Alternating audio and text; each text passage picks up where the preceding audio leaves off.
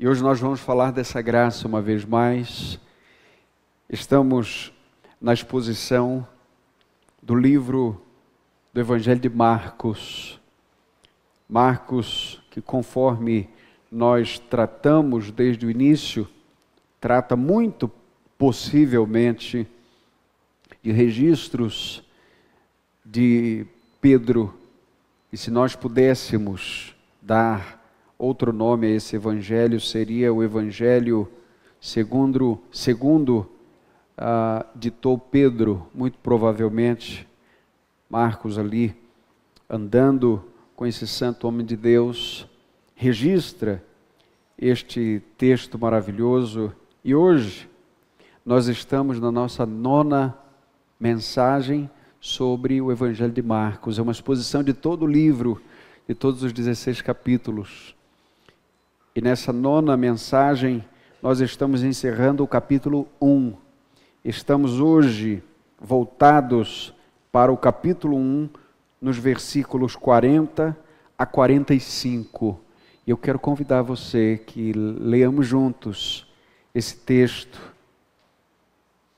que nos aponta tanto para aquilo que Deus faz, para quem Deus é, para a sua grande e infinita misericórdia. Marcos, capítulo 1, versículos 40 a 45. Diz assim a santa e bendita palavra do Senhor nosso Deus.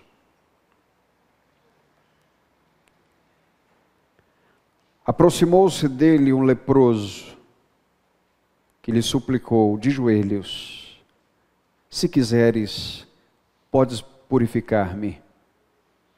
Jesus, movido por compaixão, estendeu a mão, tocou-o e disse: quero, fica purificado. Imediatamente a lepra desapareceu e ele ficou purificado. E advertindo-o severamente, Jesus logo o mandou embora, dizendo: olha, não digas nada a ninguém, mas vai mostrar-te ao sacerdote e oferece pela tua purificação o que Moisés determinou, para que lhe sirva de testemunho. Ele, porém, saindo dali, começou a tornar público o que havia ocorrido e a divulgá-lo por toda parte. Desse modo, Jesus já não podia entrar abertamente numa cidade, mas ficava fora, em lugares desertos. Mesmo assim, as pessoas iam até ele, vindas de todos os lugares. Amém. Senhor, por tua palavra te bendizemos. E hoje, nosso Deus, pedimos que o teu Espírito Santo nos conduza na direção da tua vontade, Senhor, para que entendamos o que esse texto reserva para o nosso coração. Em nome de Jesus. Amém. O Evangelho de Marcos foi por muitos anos considerado como o Evangelho do servo. E é verdade. Jesus aqui se mostra como um servo. O tempo todo está servindo, fazendo milagres. O tempo inteiro está indo para lá e para cá, trabalhando muito. Mas é verdade também que este Evangelho mostra Jesus como rei, como aquele que está sobre todas as coisas, como aquele que tem autoridade sobre tudo. No capítulo 1, você percebe desde já a autoridade de Jesus sobre todas as profecias. E o maior de todos os profetas, João Batista, olha para Jesus e diz: não sou digno de desamarrar as sandálias deste que vem após mim. Jesus também mostra a sua autoridade real sobre Satanás, quando o vence na tentação do deserto. E ele mostra também a sua autoridade sobre o pecado. Ele também mostra a sua autoridade ainda no capítulo 1, a partir do versículo 14, quando chega para 4 homens no meio do trabalho, no meio do expediente, e diz: agora vocês vão me seguir. E eles seguem.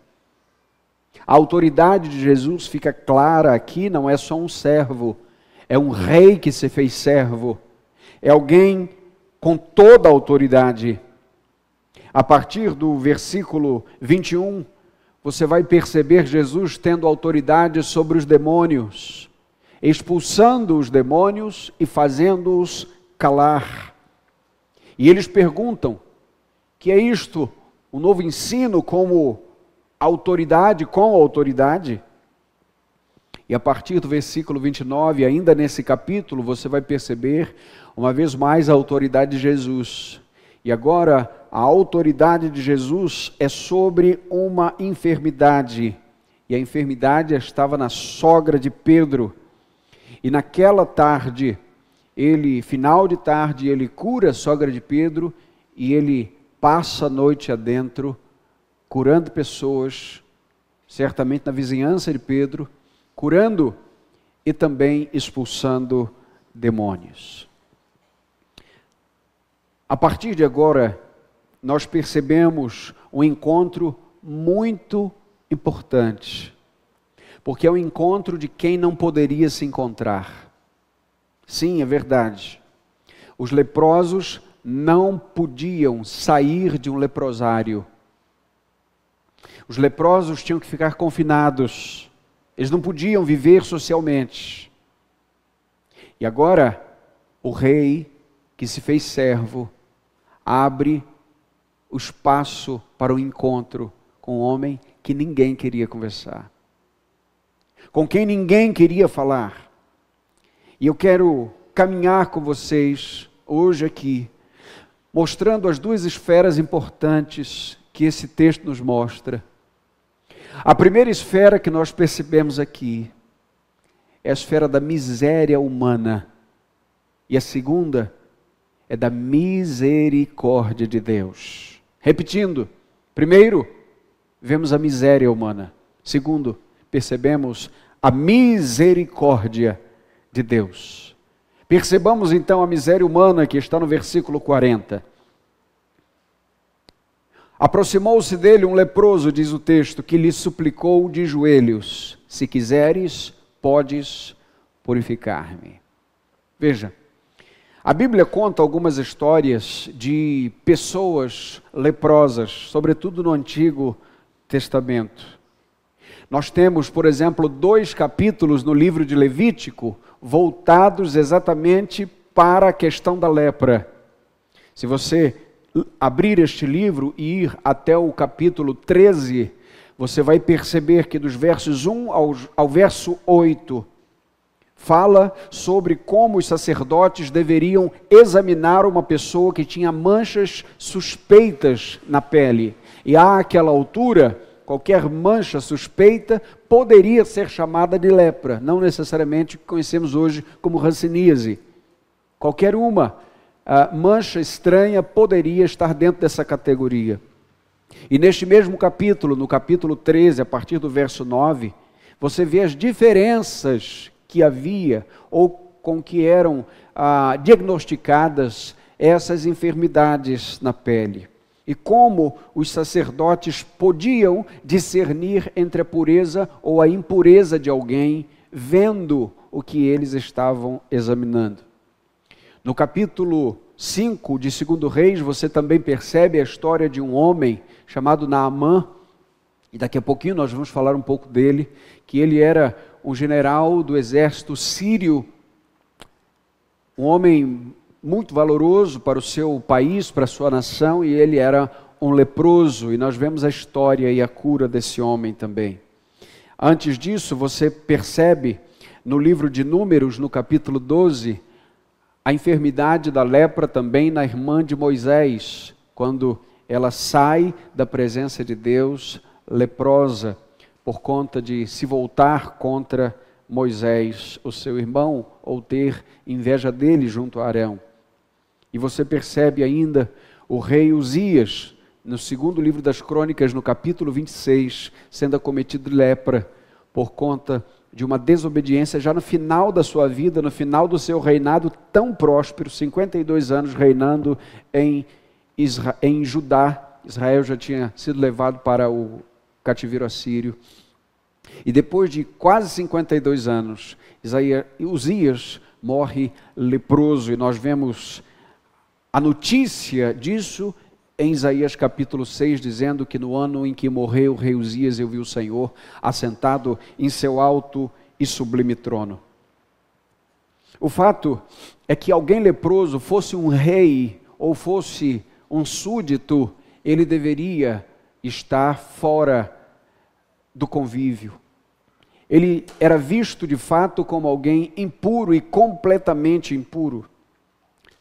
A lepra ou a hanseníase, como nós também conhecemos, nós a conhecemos não com a gravidade que era à época, porque à época isso era muito mais complicado, mas o fato é que o texto de Levítico, no capítulo 13 que mencionamos, capítulo esse que junto com o 14 falam os dois ali, das condições dos leprosos e de como eles deveriam ser tratados. Esse texto diz nos versos 45 e 46, ouça, que o leproso que tem feridas vestirá roupas rasgadas. Então comece a perceber aí e a fazer uma leitura imaginativa de como esse homem chega a Jesus. Ele tinha que usar roupas rasgadas, diz o texto. O texto diz, ele também andará descabelado. Ele não poderia pentear o cabelo ou lavar o cabelo. Ele vai cobrir o lábio superior. E enquanto caminha pela cidade, se é que ele poderia fazer isso, em algum momento tivesse necessidade, ou tivesse descoberto isso, ele tinha que, tapando a boca, dizer, impuro, impuro. Ou seja, ele caminhava no meio dos outros até que chegasse ao leprosário caminhando, e enquanto caminhando dizia, impuro e impuro. E o texto diz, ele viverá só. Essa era a regra, pois a sua habitação será fora do acampamento. Ok? Percebe aqui que mediante ao que nós estamos lendo, aquele homem tinha pouquíssimas possibilidades de estar diante de Jesus. Eu estou certo que este homem, do texto em tela, olha para Jesus com muitas virtudes. E embora, querido e querida, nós entendamos que isso é impossível, mais uma vez, naquele dia, naquele encontro, o Senhor mostrou que para Deus nada é impossível.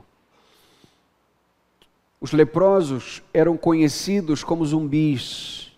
Eles eram chamados de mortos-vivos. E curar um leproso era tão difícil para o contexto quanto ressuscitar um morto. Veja, tamanha a condenação dessa enfermidade sobre a vida das pessoas que estavam banidas do seu convívio. E a situação de um leproso era terrível, porque ele estava em um leprosário apenas esperando a hora da morte. Era um enfermo terminal, que sequer podia ser cuidado pela família.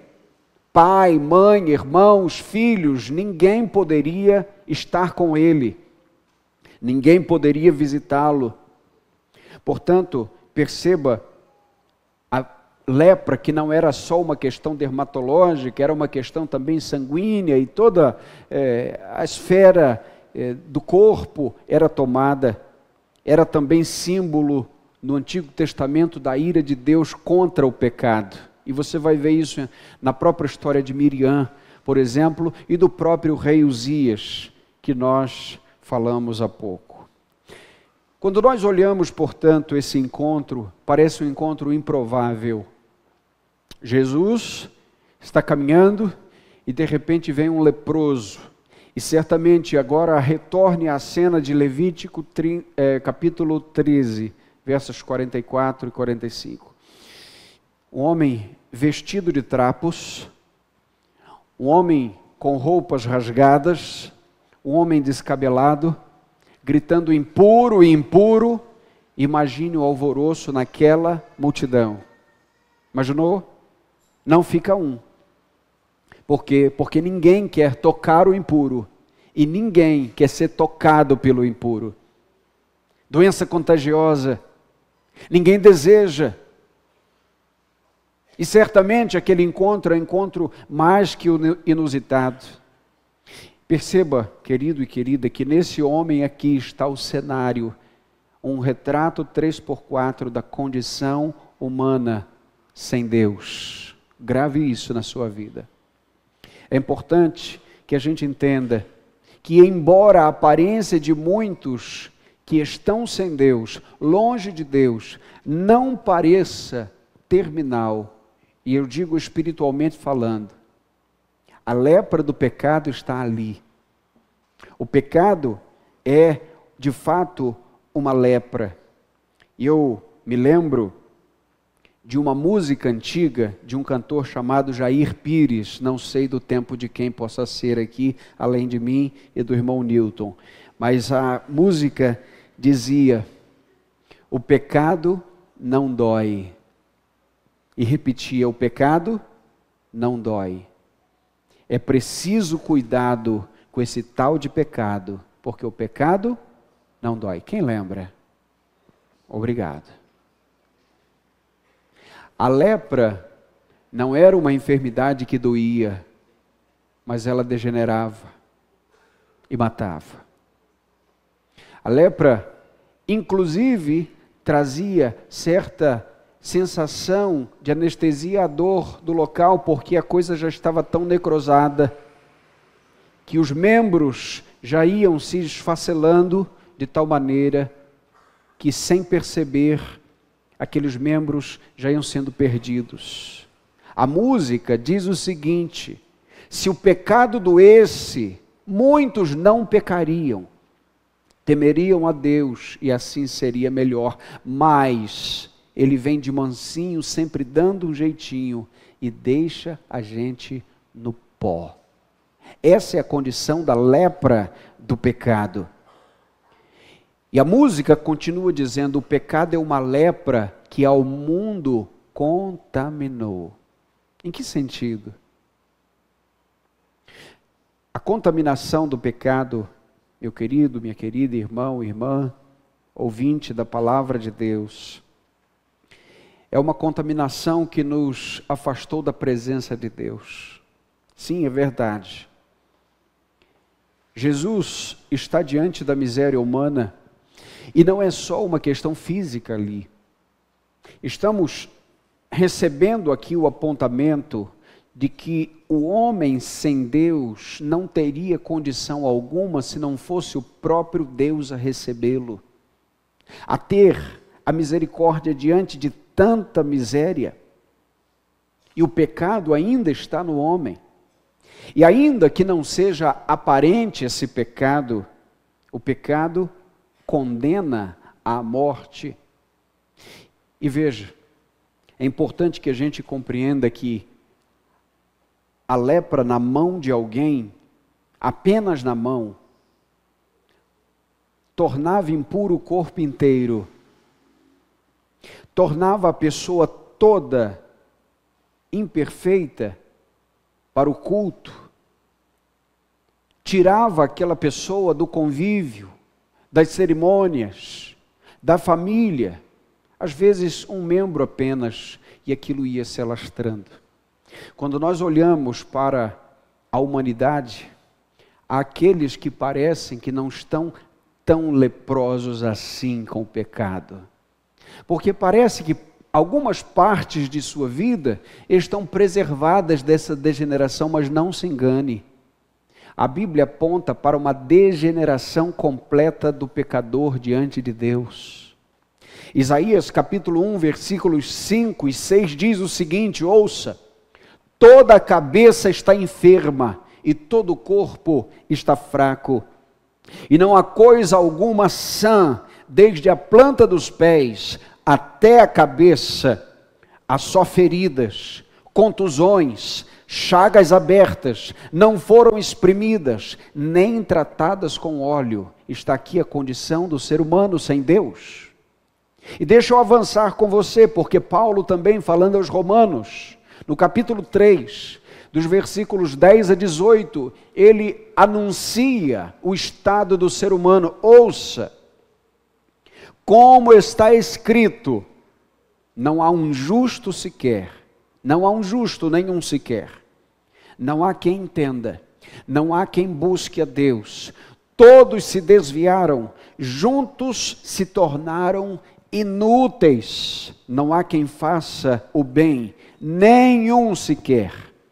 A garganta deles é um sepulcro aberto, enganam com a língua, debaixo dos seus lábios há veneno de serpente, a sua boca está cheia de maldição e amargura, os seus pés se apressam para derramar sangue, nos seus caminhos há destruição e miséria, e não conhecem o caminho da paz, não possuem nenhum temor de Deus. E no versículo 23 ele anuncia, porque todos pecaram e estão separados da glória de Deus.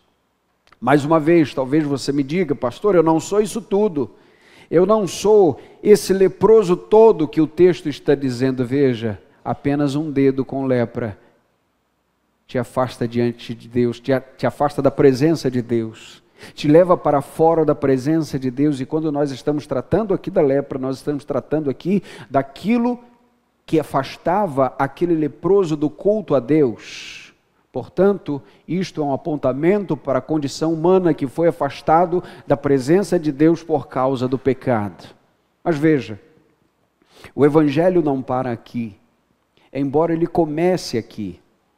O Evangelho começa com uma má notícia, e a má notícia é que você que se acha bom, você que se acha justo, você que se acha o melhor dos parentes, talvez o melhor dos alunos ou a melhor das pessoas, ainda assim, você diante de Deus está impuro.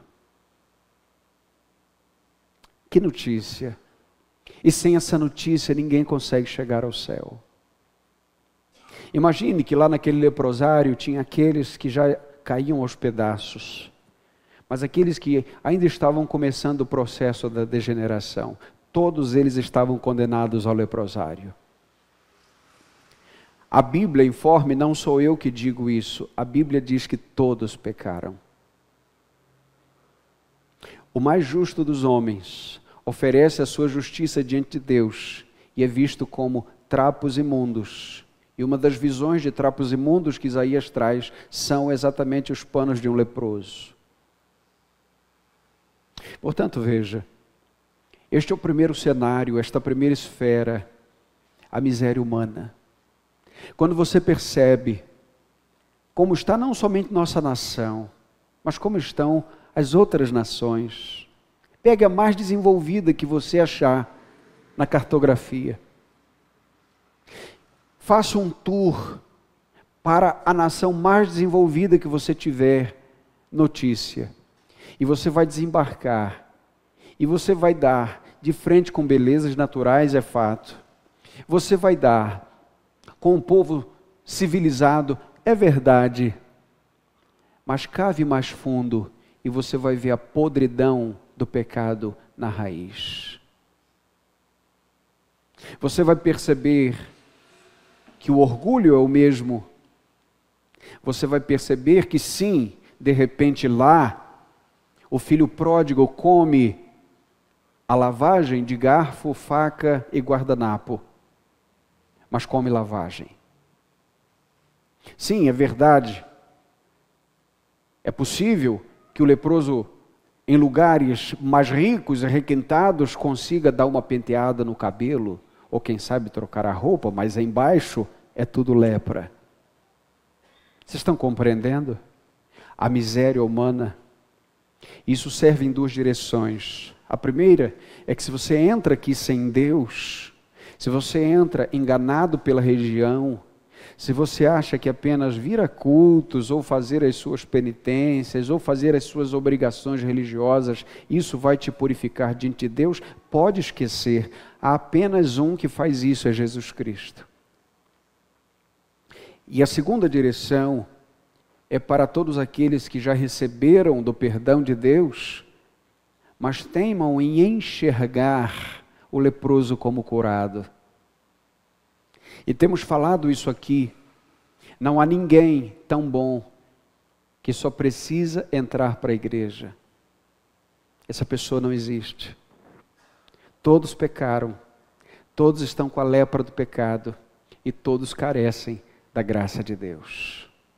Portanto, o primeiro cenário é da miséria, mas há um segundo cenário, um segundo momento, e a segunda esfera que vemos aqui, depois da miséria humana, é a grande misericórdia de Deus.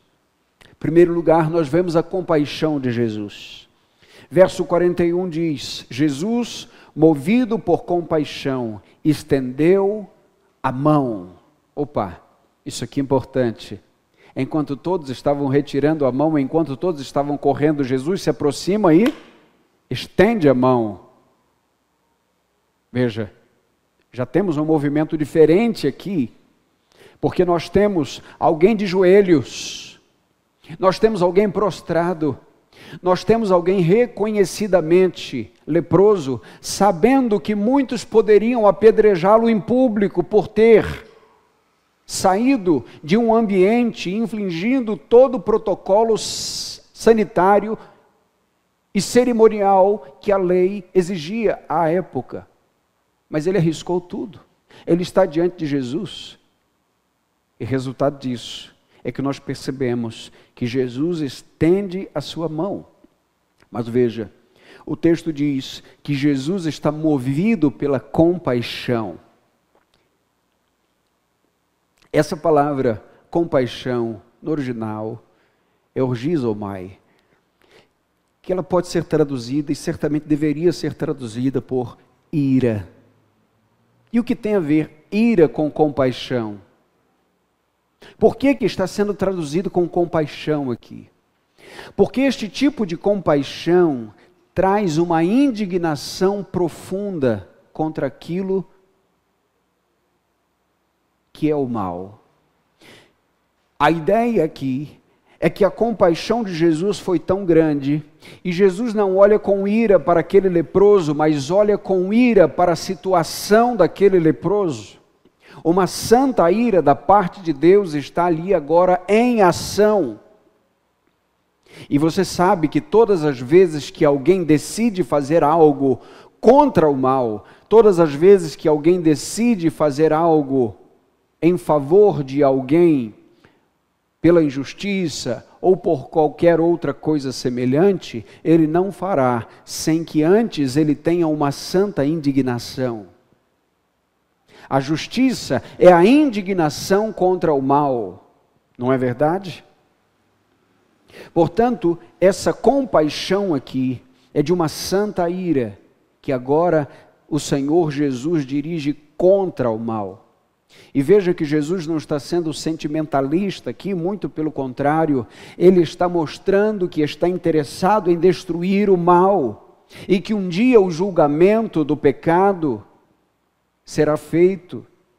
E nesse momento percebemos a compaixão de Jesus tocando naquele homem.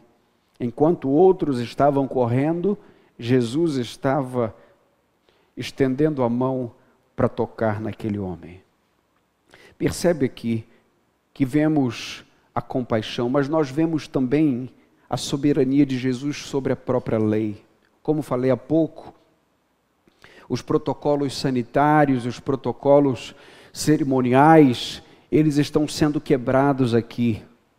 E Jesus não se melindra com ele, porque o texto diz que Jesus o tocou e disse: eu quero que você fique limpo. E o texto diz: fica purificado.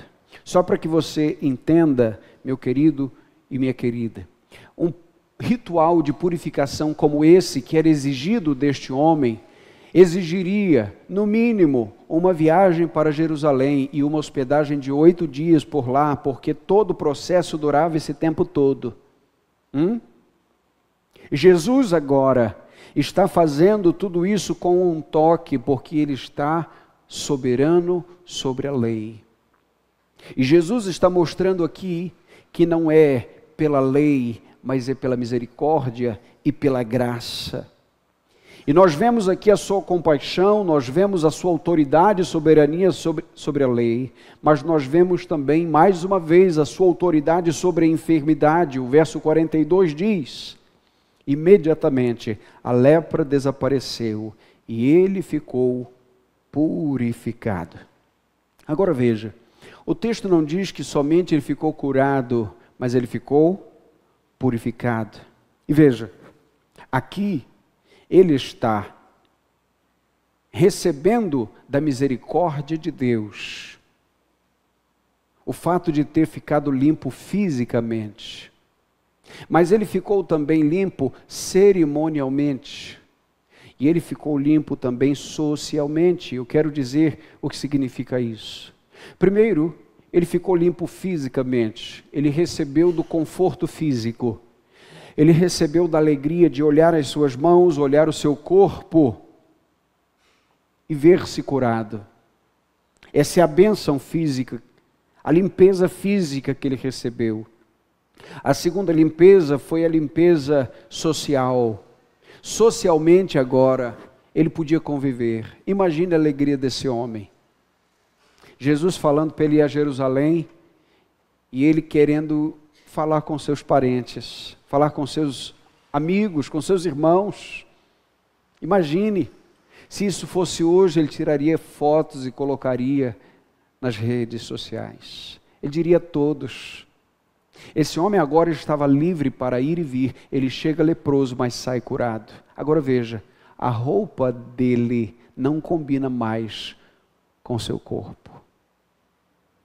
O penteado dele, se é que podemos dizer assim, não combinava mais com o seu rosto feliz. Não é assim que Jesus faz com a gente? Quando Jesus muda a nossa vida, meu irmão, minha irmã, quando o Evangelho entra no nosso coração, as coisas antigas não combinam mais com a gente. Portanto, não é uma questão que o Evangelho proíbe você de fazer isto ou aquilo. Não. Você só não sente alegria nas coisas antigas, porque aquele que está em Cristo é nova criatura. As coisas velhas passaram, eis que tudo se fez novo. Portanto, não é que você não pode, mas é que agora não te convém. Você poderia, mas não quer. Você poderia, mas não é dominado por essas coisas mais.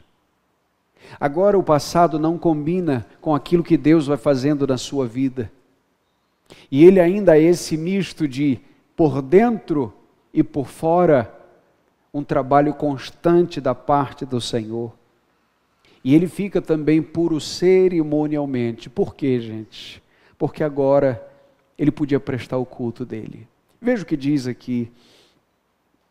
E advertindo-o severamente, Jesus logo mandou embora dizendo: olha, não digas nada a ninguém, mas vai, mostra-te ao sacerdote, oferece pela tua purificação que Moisés determinou, para que lhe sirva de testemunho. Ou seja, aquele homem que não podia sequer pisar fora do leprosário, agora ele pode entrar no culto. Jesus habilitou aquele homem para o culto. Jesus agora age de tal maneira na vida daquele leproso, e agora não é mais leproso, daquele homem curado, que agora ele pode comparecer entre os outros, apresentando seu próprio culto, diante do sacerdote da época. Não é assim que Jesus faz com a nossa vida? Quem de nós aqui podia prestar culto a Deus? Ninguém. As nossas mãos estavam sujas. Nós estávamos condenados no pecado. Diante de Deus éramos impuros dos pés à cabeça. Mas o sangue de Jesus nos purifica de todo pecado. O sangue de Jesus nos purifica de todo pecado. E não há nada mais poderoso do que o sangue de Cristo Jesus. Na lepra do pecado, meu irmão, minha irmã, querido e querida, não tem filosofia que possa vencer, que possa curar. Não tem qualquer tipo de tratamento médico que possa alcançar e curar a alma da sua lepra. Não há terapias que possam resolver. Apenas o sangue de Cristo, que nos purifica de todo pecado. E nós somos habilitados para cultuar a Deus, para cantar a Ele, porque agora nós recebemos da parte dEle a salvação, a misericórdia. E o texto diz que ele, saindo dali, começou a tornar público o que havia ocorrido e a divulgá-lo por toda parte. Desse modo, Jesus já não podia entrar abertamente numa cidade, mas ficava fora, em lugares desertos. Mesmo assim, as pessoas iam até ele, vindas de todos os lugares. Aquele homem não pôde se conter. Imagine, você é leproso, de repente não é mais leproso. E aquele que te curou disse, não fale nada. É a mesma coisa que você dizer para a criança, não põe o dedo na tomada. Como 2 e 2 são 4, um dia ela vai colocar o dedo lá. Esse homem está tão feliz, esse homem está tão radiante, que ele começa assim a falar das coisas de Deus. Ele começa assim a falar daquilo que Deus fez na sua vida. E eu quero, diante de tudo aquilo que nós falamos, aplicar para o nosso coração esse texto. E nós temos, pelo menos, 3 maneiras de aplicar esse texto para a nossa vida. E a primeira, sem dúvida, é, diante da miséria do pecado, pecadores precisam correr para Jesus. Diante da miséria do pecado, pecadores precisam correr para Jesus. Deixa eu lhe dizer, o Evangelho, hoje, não é a mensagem de que Deus cura leprosos fisicamente. Embora Deus continue poderoso para curar aquilo que Ele quiser curar. E nós cremos que Ele possa fazer isso quando deseja fazer. Hoje, percebendo que, como que sombra do Antigo Testamento, hoje a realidade que é Cristo, o Evangelho de Cristo veio para os pecadores, para purificar o coração daqueles que não têm qualquer habilidade diante de Deus. Portanto, o Evangelho, ele cura a sua vida a partir do momento em que ele tira a sua alma das fileiras do inferno. Imagine que nós temos aqui um portfólio enorme, uma lista enorme de muitas coisas. Todos nós somos muitas coisas, tá certo? Todos nós viemos ao Evangelho não para deixar de ser o que éramos, porque todos nós estávamos perdidos em categorias distintas, mas todos éramos perdidos. E quando o Evangelho chega, o Evangelho nos traz para a luz, e agora a luz vai entrando na nossa vida. Portanto, quando você busca Jesus, você não busca Jesus para parar de beber, para parar de fumar, para parar de se drogar. Você busca Jesus porque sua alma está perdida, e quando Ele salva a sua alma, Ele vai lhe ajudar na caminhada contra todos esses pecados. Quando você acha que o seu problema é só um problema, então sua alma continua perdida. Quando alguém, por exemplo, vem para Cristo porque o seu casamento está na berlinda, ou a sua saúde não vai bem, o dia que o casamento estiver melhor e o dia que a enfermidade for embora, Cristo não fará mais sentido para a sua vida. Mas olhe para Jesus como aquele que cura a lepra do pecado da sua vida. Como aquele que lhe tira da condenação. Porque a Bíblia diz, como falamos aqui, que nós pecamos e todos pecaram. E todos nós, impuros que somos desde o nascimento, jamais poderíamos ter a salvação se não fosse Jesus estendendo a sua mão para nós. Portanto, diante da miséria do pecado, você deve correr para Jesus. Por vezes o problema dos relacionamentos, gente, não é a falta de dinheiro.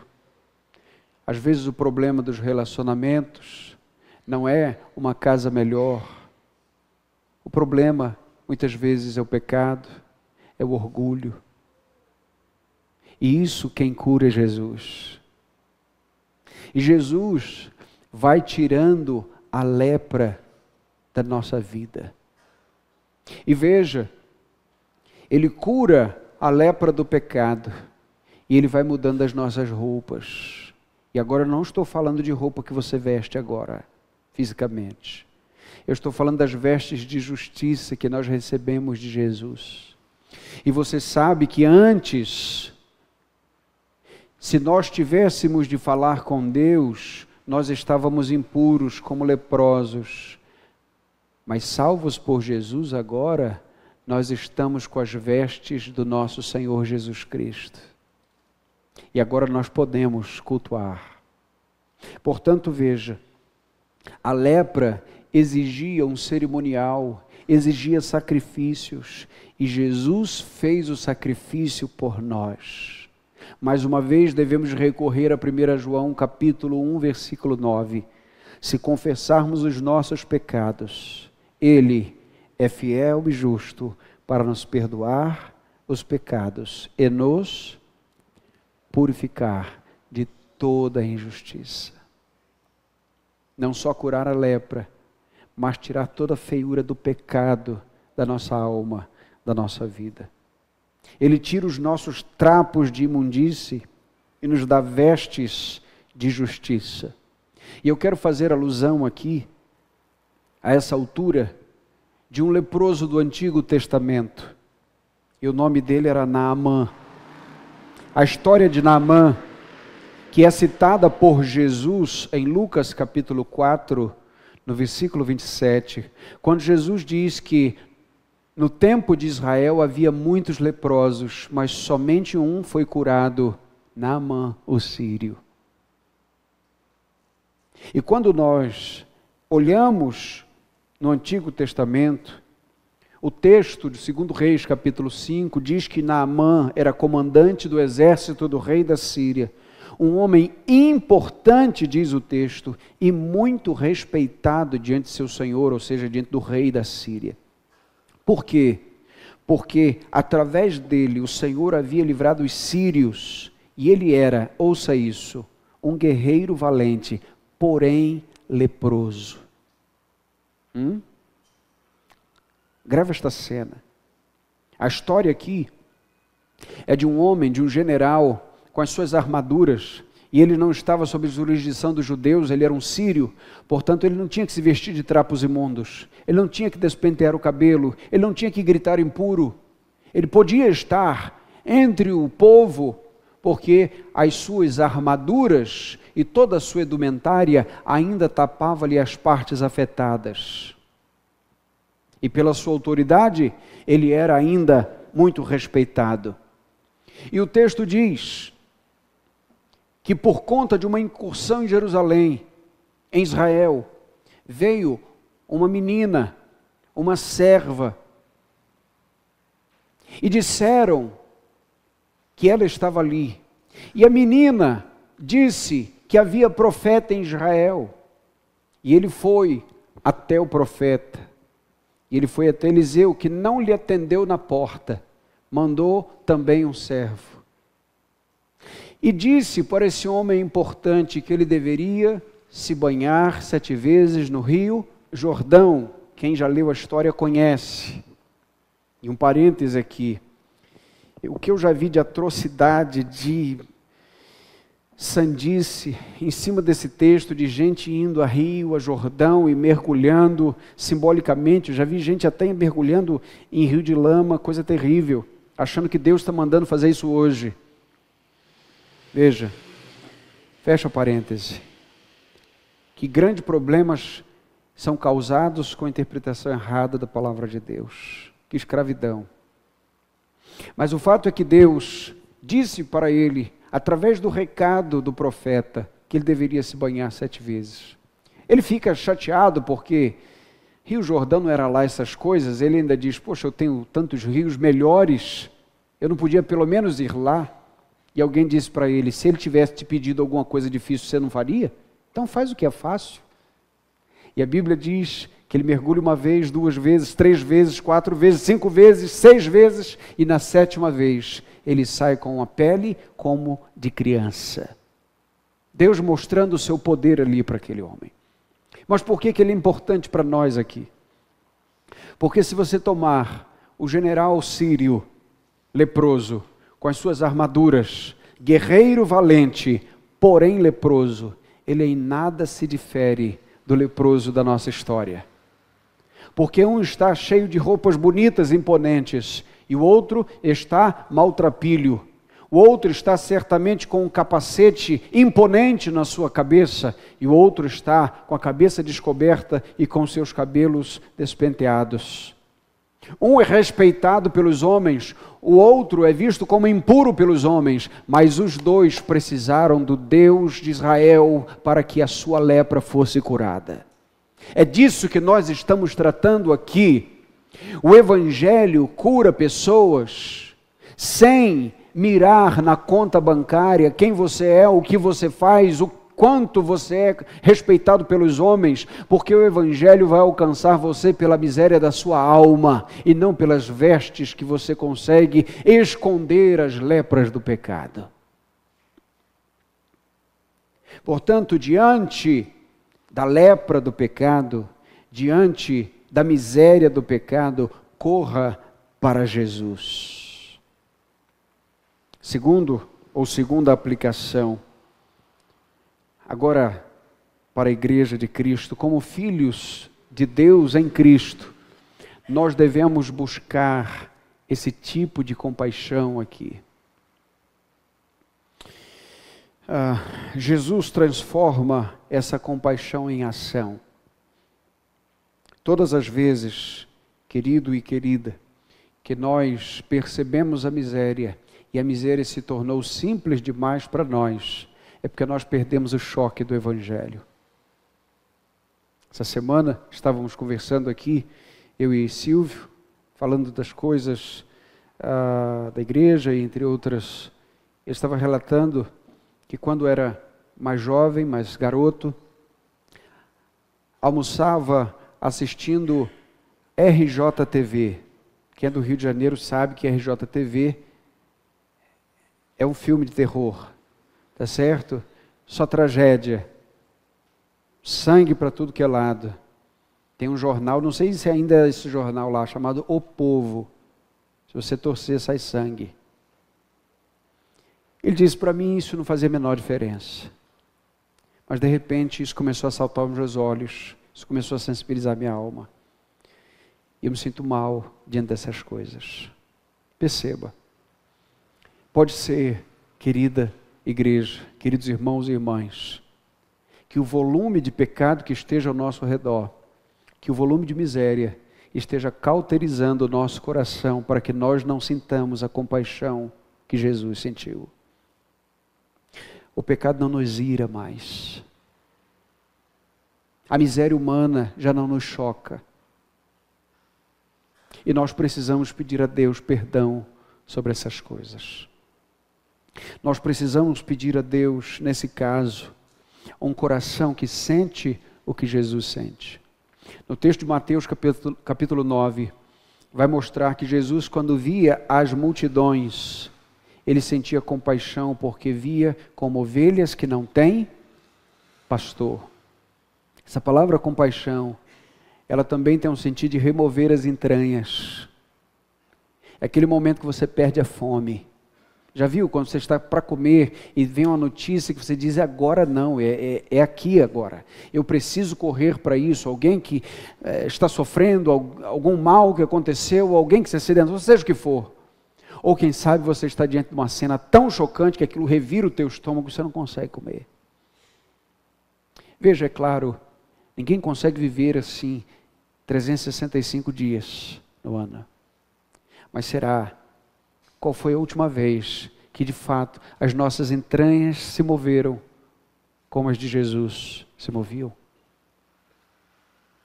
Sim, é fato que por vezes vemos alguém no pecado e a nossa síntese é: ele precisa morrer. Isso não vale nada. Não era assim que Jesus fazia.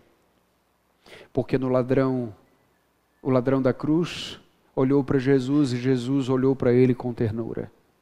Ainda que um não tenha sido salvo, aquele que olhou para Jesus com esperança recebeu graça e misericórdia. Precisamos, como filhos de Deus, imitar a compaixão de Jesus, e essa é uma aplicação boa aqui para nós como igreja. Terceira e última aplicação. Nós estamos em tempo de falar de Cristo, portanto, falemos. Vou repetir, estamos no tempo de falar de Cristo, portanto, falemos. Deixa eu lhe dizer, você lembra do leproso? O que Jesus disse para ele não fazer? Falar. Ele não podia falar. O que ele fez? Ele falou. O que Jesus mandou a gente fazer?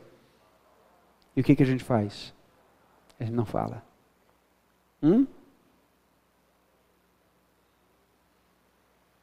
Que coisa.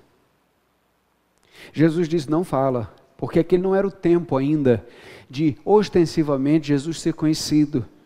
Tanto que Jesus teve que andar aí à margem desértica da cidade por conta daquilo.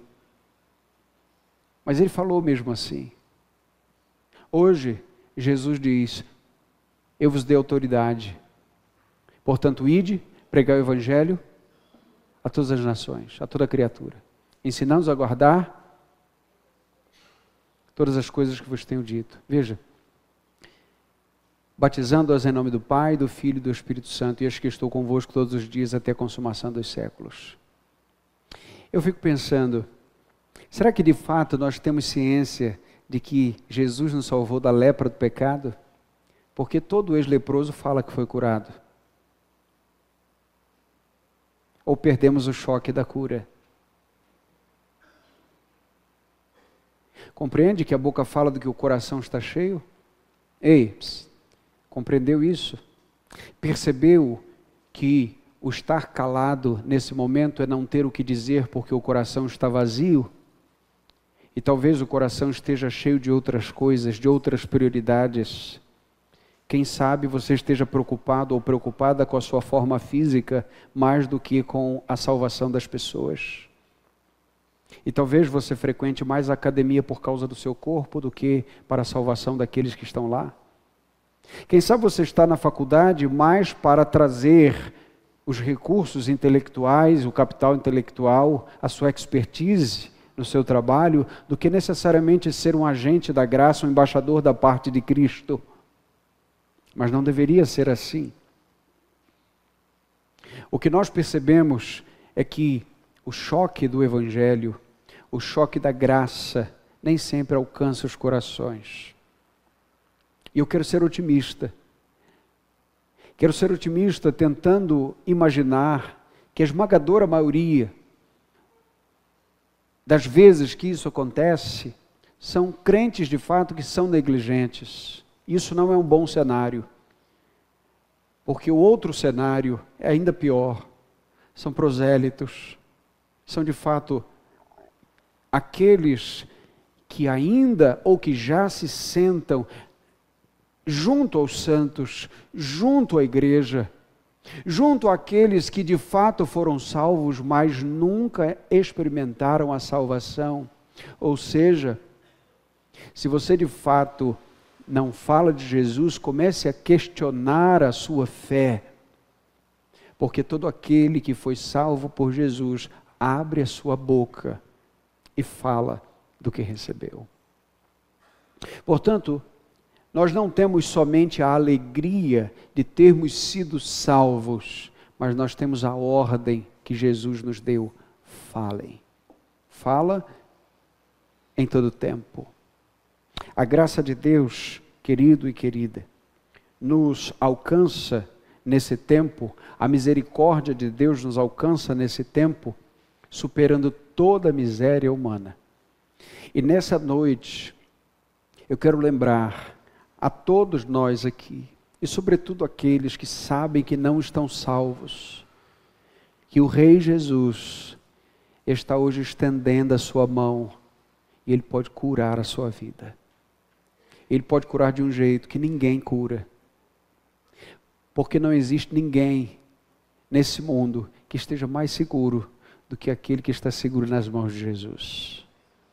As lutas você vai enfrentar, como todo mundo. As decepções, e vou lhe dizer, por vezes vai bater até uma tristeza na alma. Mas a questão é que Jesus não nos prometeu que nós não estaríamos tristes. Jesus nos prometeu que Ele nos daria o Espírito Santo. E aí nós podemos passar com consolo pela dor e pela tristeza. Portanto, nessa noite, assim como este leproso fez, entregue diante do Senhor o seu coração, o seu ser, a sua vida, as suas dores, as suas enfermidades. E eu estou certo que não houve qualquer coração contrito e quebrantado que Jesus não tenha estendido a sua mão. Que Deus nos abençoe nessa noite. Que a graça do Senhor Jesus perdoe pecados e salve corações. Primeira Igreja Batista de Muriaé, 90 anos. Glorificando a Deus e fazendo discípulos.